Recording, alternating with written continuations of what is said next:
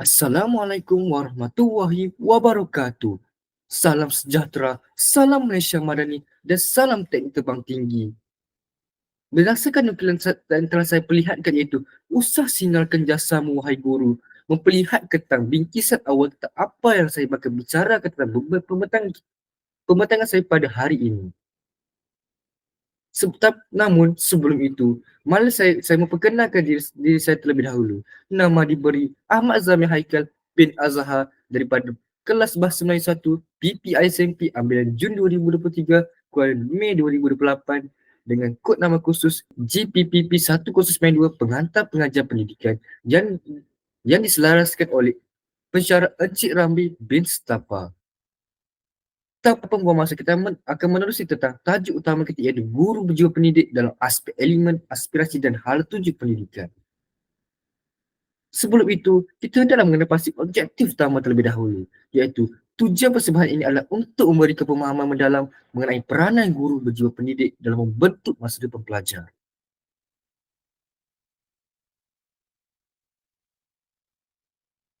Oleh itu, marilah kita berganjak kepada pengenalan yang ber, ber- yang yang berteraskan dua tema yang utama iaitu guru berjiwa pendidik dan aspirasi dan hala tuju pendidikan.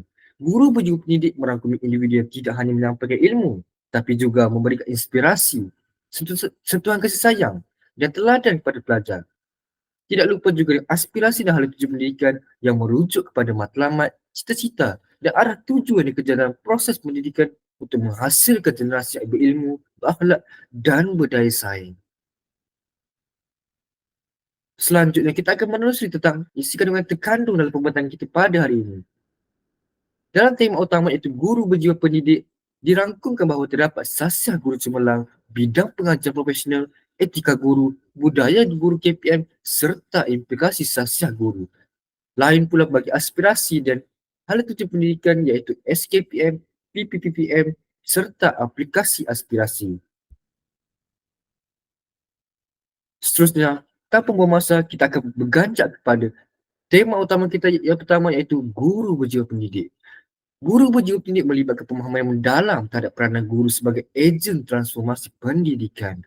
Ia melibatkan kesediaan untuk tidak hanya menyampaikan ilmu, tapi juga membentuk karakter dan memberi inspirasi kepada pelajar. Guru berjiwa pendidik juga menerapkan ciri-ciri yang istimewa antaranya kecintaan terhadap ilmu dan pembelajaran. Guru berjiwa pendidik mempunyai kecintaan yang mendalam terhadap ilmu pengetahuan dan proses pembelajaran. Mereka tidak hanya memahami mata pelajaran yang diajarkan, tetapi juga sentiasa mencari peluang untuk memperluaskan pengetahuan mereka. Guru ini menggabungkan rasa ingin tahu yang tinggi dengan semangat yang untuk terus belajar dan berkembang.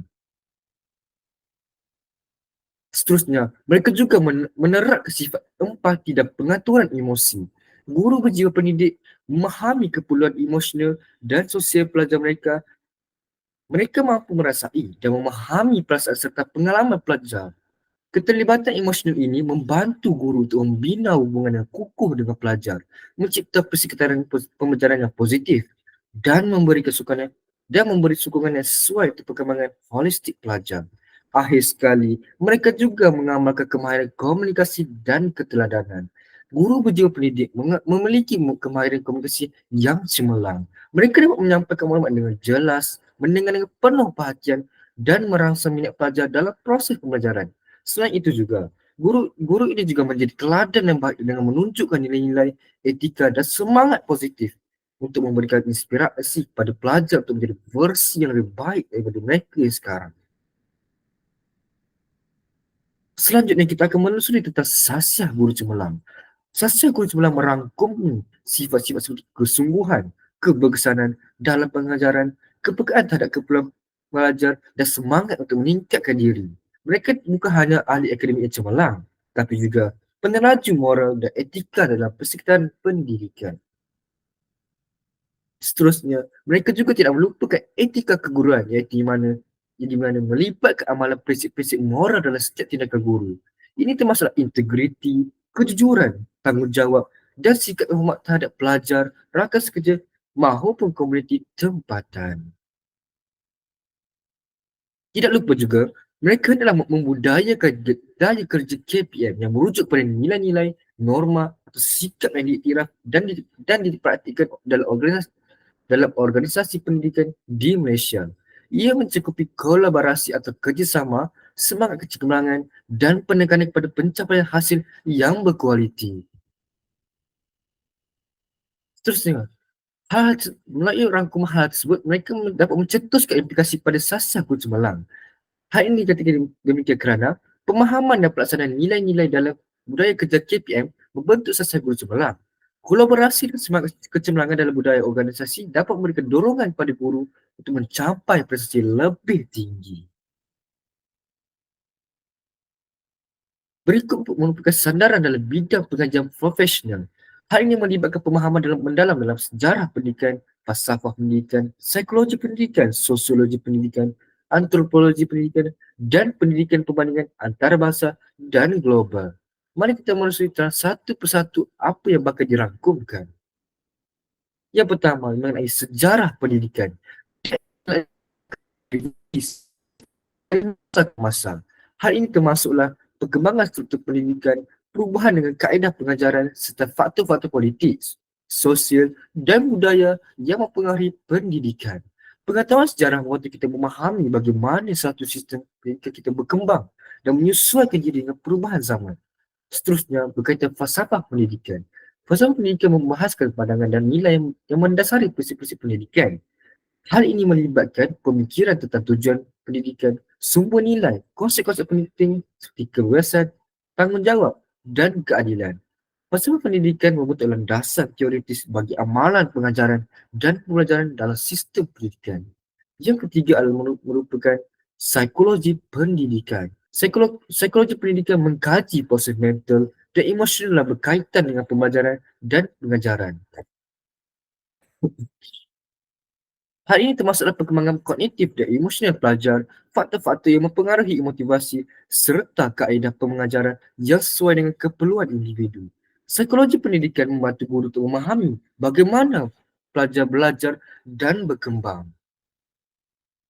Seterusnya, kita akan menerusi tentang pendidikan perbandingan antarabangsa dan global. Pendidikan perbandingan antarabangsa dan global melibatkan kajian atas sistem pendidikan dari pelbagai negara dan budaya. Ia membantu mengidentifikasi perbezaan dan persamaan dalam pendekatan pengajaran, kurikulum dan sistem pendidikan.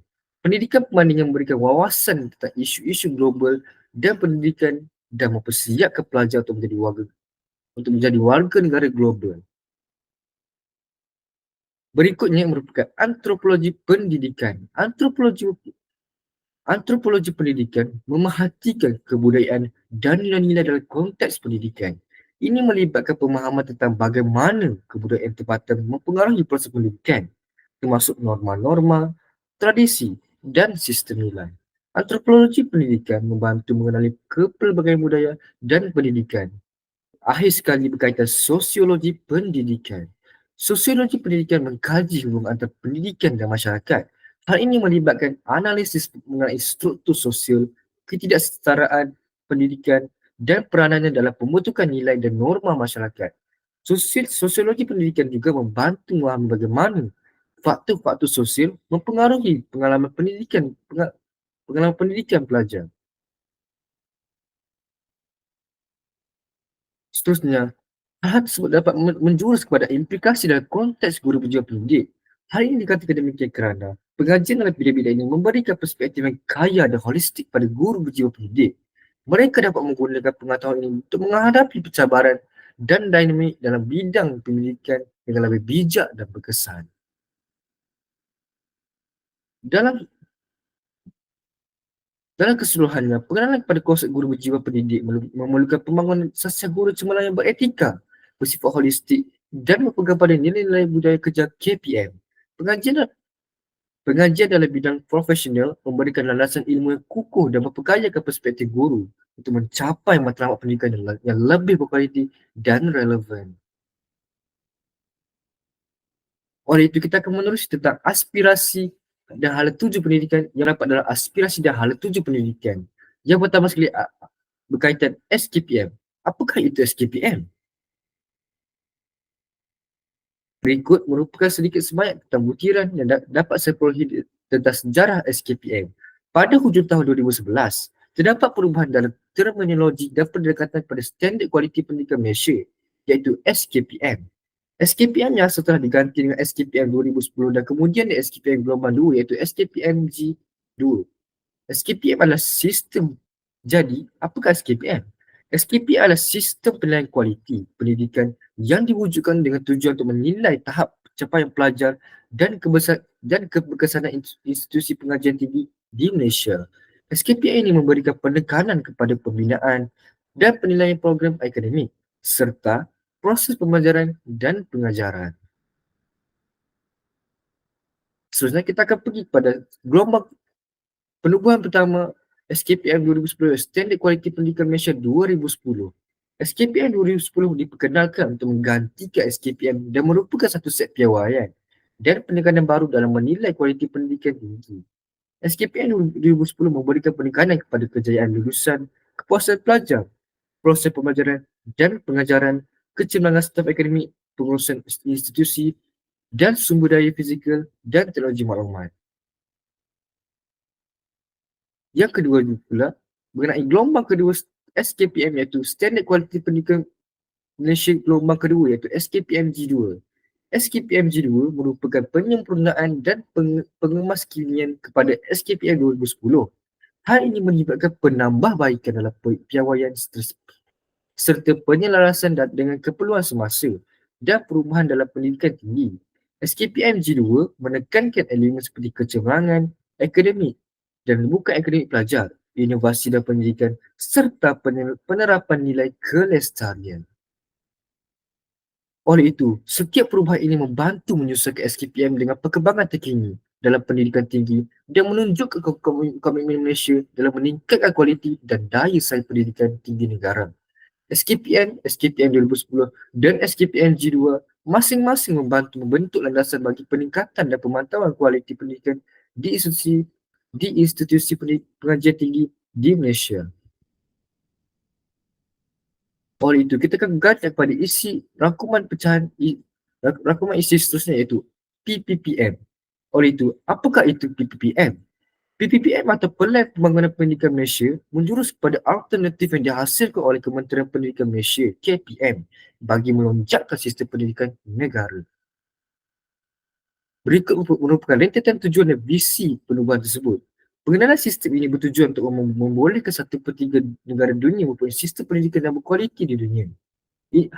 Alternatif itu juga diwujudkan untuk menilai prestasi pelajar dari prestasi semasa dan lampau sebagai penanda aras.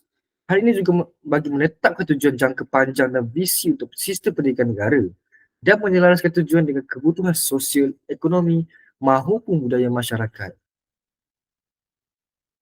Pendidikan di Malaysia melibatkan aspek aspirasi dalam sistem pendidikan yang mencakupi tujuan dan hasrat untuk meningkatkan kualiti, accessibility dan kerelevanan pendidikan. Pelan Pembangunan Pendidikan Negara PPPPN merupakan strategi yang memperincikan langkah-langkah untuk mencapai tujuan tersebut.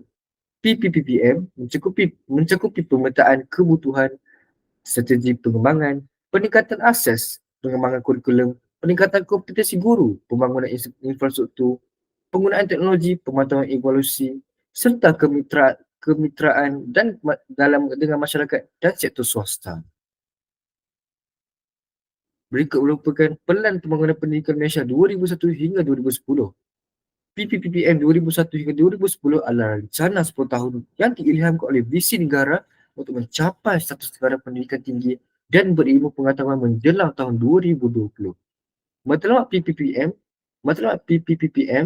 2001 hingga 2010 adalah untuk meningkatkan akses kepada pendidikan, meningkatkan kualiti pendidikan dan membangunkan model insan yang berkualiti. PPPM 2001-2010 juga menumpukan kepada beberapa bidang kunci termasuk pendidikan prasekolah, pendidikan teknikal dan vokasional, pendidikan tinggi dan peningkatan kualiti pengajaran dan pembelajaran. Yang seterusnya pendidikan sehingga 2005 mengambil kira pencapaian keperluan semasa dan cabaran global yang semakin kompleks. Pelan ini menetapkan misi untuk melahirkan individu yang berkualiti bermoral dan berdaya saing tinggi. PPPPM 2013 hingga 2005 menekankan elemen seperti peningkatan akses dan keberkesanan sistem pendidikan, pembangunan modal insan, inovasi dalam pendidikan dan pembangunan sumber manusia berkualiti. Oleh itu, berdasarkan ratuman rentetan tentang PPPM tadi, Pentadbiran Pendidikan Malaysia memandang PPPM sebagai panduan utama untuk menyusun dan melaksanakan dasar dan program-program pendidikan. PPPM PPPPM berperanan juga sebagai alat strategik untuk mencapai matlamat jangka panjang Malaysia dalam memajukan sistem pendidikan negara. Hal ini melibatkan pelbagai pemain dalam arena pendidikan termasuklah Kementerian Pendidikan, institusi pengajian tinggi dan komuniti pendidikan. Pelan ini membantu memberi arah, fokus dan perancangan bagi pembangunan pendidikan yang holistik dan sesuai dengan keperluan masa kini dan masa depan. Tanpa membuang masa, kita akan beranjak pada 3 gelombang dalam PPPM. Pelan Pembangunan Pendidikan Malaysia PPPM tahun 2013 hingga 2005 membawa kepada bersama 3 gelombang pembangunan pendidikan yang merangkumi tempoh yang berbeza dan menentakkan matlamat serta inisiatif yang sesuai untuk setiap gelombang. Hal ini mencerminkan peringkat perkembangan dan keperluan masyarakat dalam konteks masa yang berbeza. Oleh itu, gelombang pertama iaitu pada tahun 2013 hingga 2015, fokus utama adalah untuk menetapkan landasan awal dan langkah-langkah awal untuk melaksanakan strategi dan inisiatif PPPM 2013 hingga 2005. Objektif utama gelombang pertama ini adalah untuk peningkatan kualiti pengajaran dan pembelajaran, peningkatan kecekapan pengusaha sistem pendidikan, pengenalan program literasi dan numerasi literasi untuk pembangunan kemahiran asas.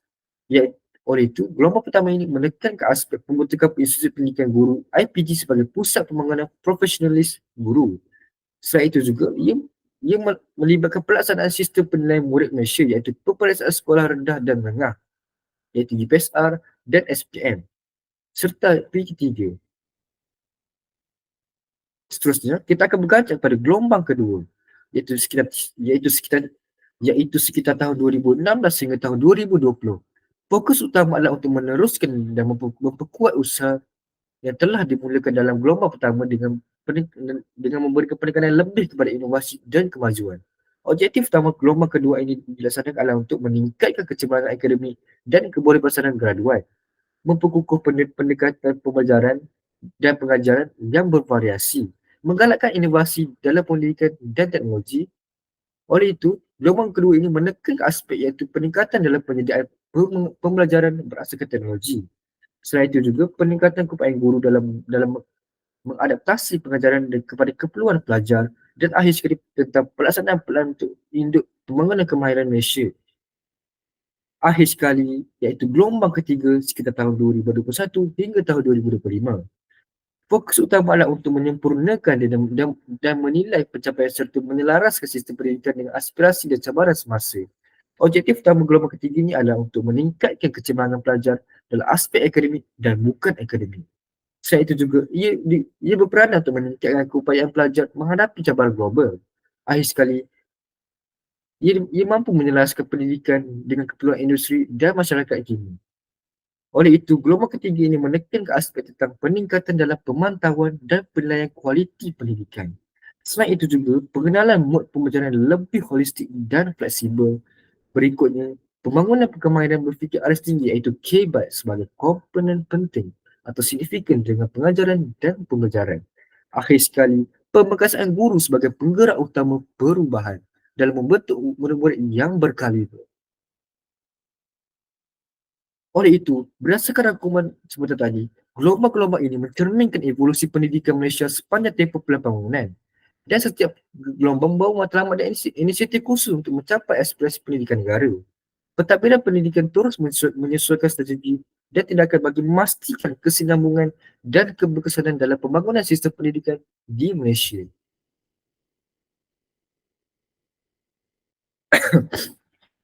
Seterusnya kita akan beranjak pada isu, isu seterusnya kita akan beranjak pada isi yang seterusnya iaitu 5 aspirasi sistem pendidikan Malaysia iaitu akses, kualiti,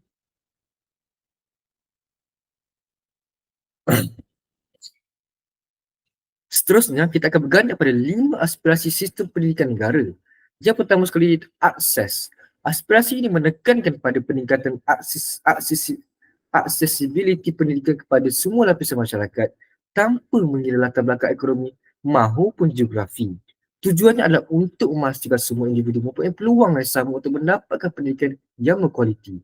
Seterusnya, berkaitan berkualiti, aspirasi kualiti membawa fokus kepada peningkatan mutu pendidikan termasuklah peningkatan kemahiran guru, pembangunan kurikulum yang relevan, penggunaan teknologi dalam pengajaran dan pembelajaran, serta penggunaan teknologi dalam pengajaran dan pembelajaran. Kualiti pendidikan menjadi penentu keberkesanan sistem pendidikan. Oleh itu, guru-guru memainkan peranan penting dalam membentuk strategi supaya dapat melahirkan murid-murid yang bermutu tinggi untuk negara. Yang berikutnya berkaitan equity. Aspirasi equity bertujuan untuk menghapuskan jurang sosioekonomi dan menjadikan pendidikan lebih adil. Hal ini dapat memastikan setiap individu dapat Hal ini dapat memastikan setiap individu mendapat peluang yang sama untuk mengakses dan mengambil bahagian dalam proses pendidikan tanpa mengucapkan jurang yang boleh melululantakkan perpaduan di negara ini. Seterusnya, berkaitan dengan berkaitan berkesinambungan dengan apa yang saya utarakan sebelah tadi, iaitu berkaitan perpaduan. Aspirasi perpaduan mencerminkan keinginan untuk memupuk nilai-nilai perpaduan, kesatuan dan keharmonian di dalam sistem pendidikan.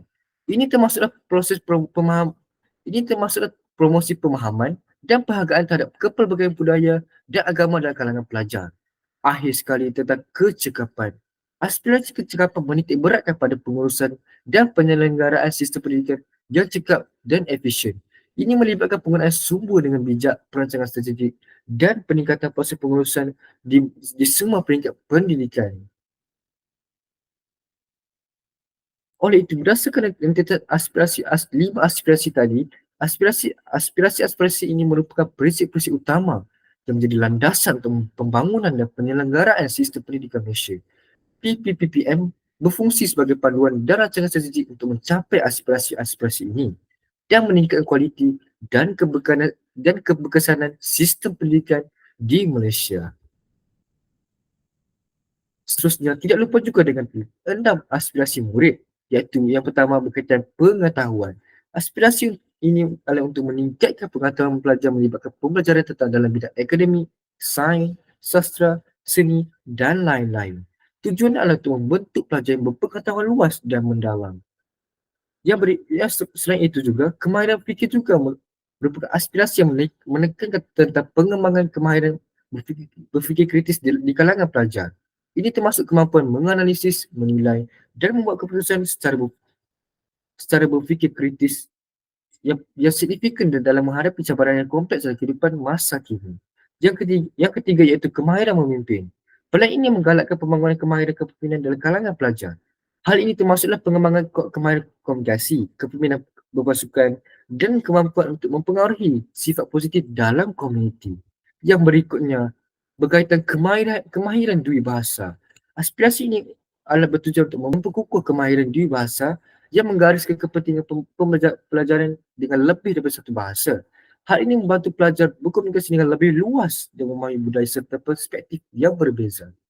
Selain di samping itu juga, etika dan kerohanian juga tidak dapat dilupakan kerana aspirasi ini menuntut pembangunan nilai-nilai etika dan kerohanian dalam pendidikan. Tujuan adalah untuk membentuk individu yang bertanggungjawab, berintegriti dan mempunyai kepekaan terhadap nilai moral dan spiritual. Akhir sekali berkaitan identiti nasional.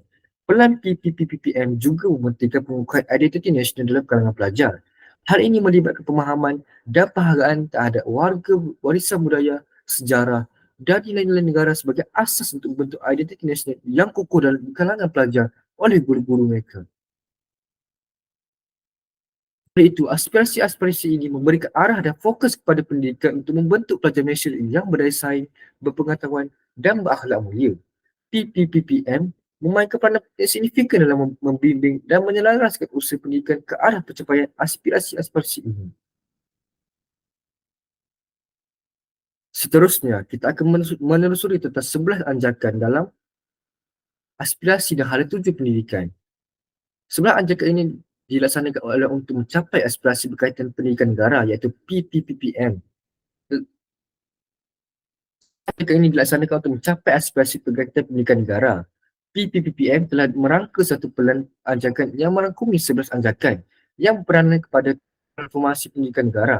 Setiap anjakan mampu mencetuskan implikasi yang bermanfaat dalam 5 keberhasilan iaitu akses, kualiti, equity, kepaduan mahupun kecekapan.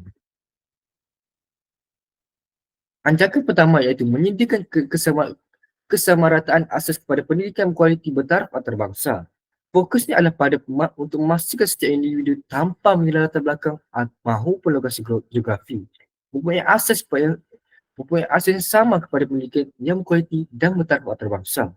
Selain itu juga, seterusnya berkaitan anjakan yang kedua iaitu untuk memastikan setiap murid menguasai kemahiran bahasa Melayu dan bahasa Inggeris serta mempelajari bahasa tambahan.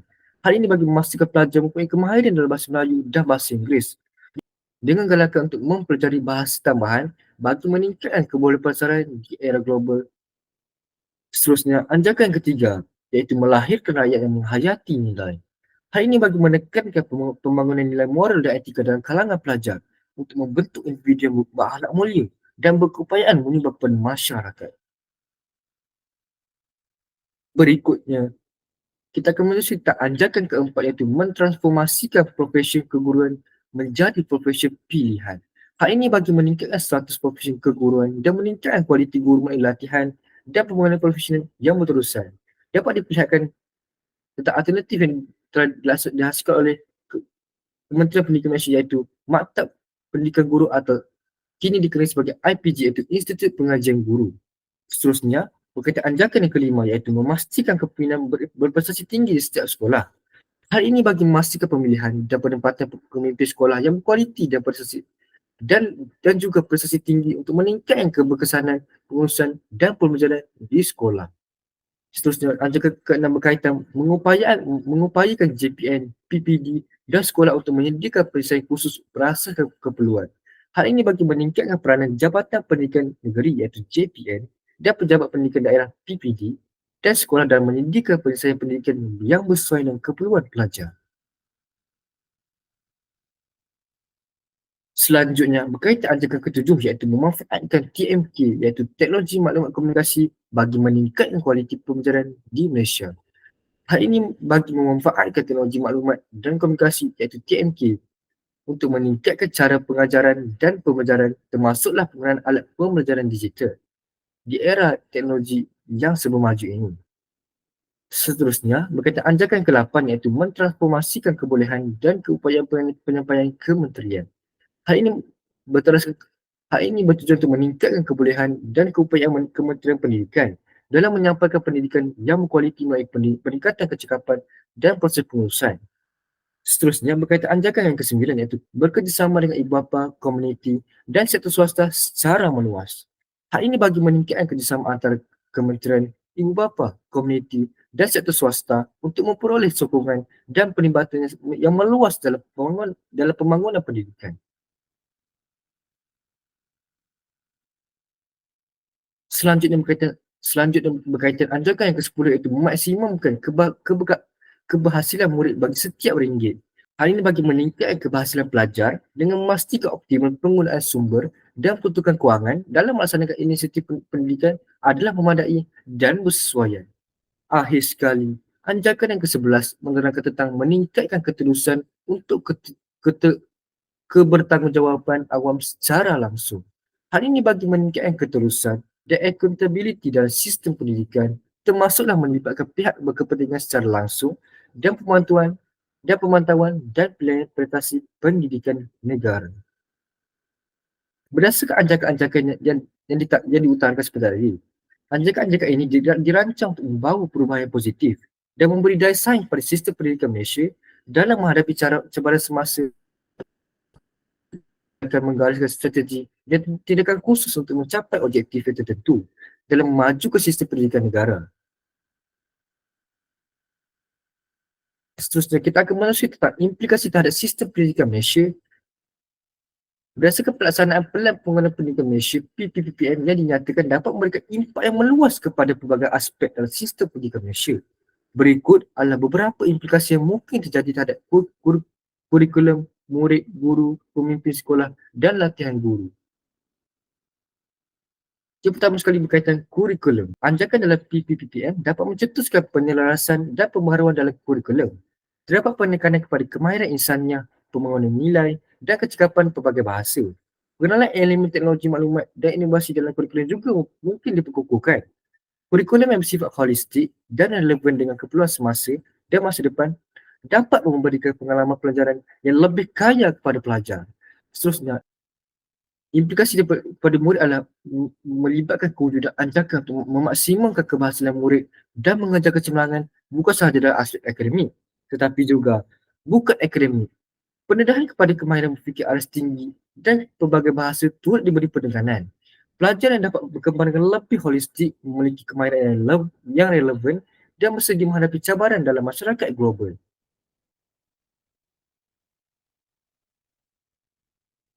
Selanjutnya kepada implikasi pada guru, iaitu profesi guru keguruan dipandang sebagai profesi pilihan dan peningkatan kualiti guru menjadi keutamaan. Guru diharapkan dapat mengadaptasikan kaedah pengajaran kepada keperluan pelajar dan inovasi dalam pengajaran dan pembelajaran dapat ditekankan. Guru yang berkualiti dan berinovasi dapat memberikan impak positif terhadap prestasi pelajar dan berkongsi tanggungjawab untuk pembangunan holistik pelajar. Selanjutnya, implikasi implikasi yang mungkin tercetus kepada pemimpin sekolah. Hal ini melibatkan kepimpinan berprestasi Hal ini melibatkan kepimpinan berprestasi tinggi di setiap sekolah menjadi keutamaan. Pemimpin sekolah diharapkan untuk memainkan peranan aktif dalam peningkatan kualiti pendidikan dan memaksimumkan potensi staf dan pelajar. Sekolah dengan pemimpinan kualiti dapat mencapai prestasi yang lebih baik dan menyokong pembangunan staf dan mencipta pembelajaran yang lebih kondusif. Akhir sekali, implikasi terhadap latihan guru. Hal ini melibatkan keperluan peningkatan dalam latihan guru, khususnya dalam merespon anjakan-anjakan yang diperlukan. Latihan guru perlu menggabungkan aspek keguruan dan pembangunan profesional secara menyeluruh. Guru yang terlatih dengan baik akan dapat melaksanakan strategi pengajaran yang inovatif, menyokong perkembangan murid dan menyumbang kepada objektif PPPM. Oleh itu, implikasi-implikasi ini memberikan gambaran tentang bagaimana pelaksanaan PPPM dan anjakan-anjakan yang diutarakan dapat membentuk dan meningkatkan pelbagai aspek dalam sistem pendidikan Malaysia.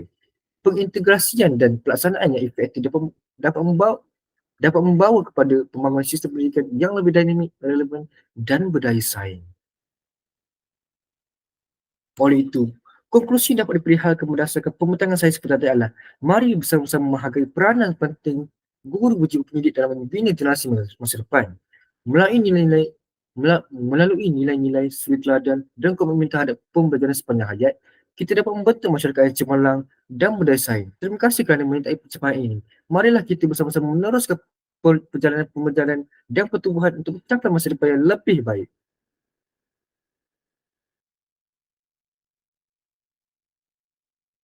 Sebelum meniti bibit-bibit akhir pembintangan saya, izinkan saya berkongsi tentang satu kata-kata mutiara daripada seorang tokoh berkaitan dengan pembintangan saya pada kali ini, iaitu oleh William Atterworth.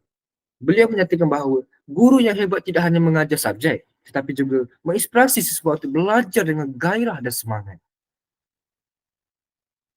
Seterusnya, dilampirkan juga tentang rujukan-rujukan berdasarkan sumber saya petik untuk menghasilkan karya ini.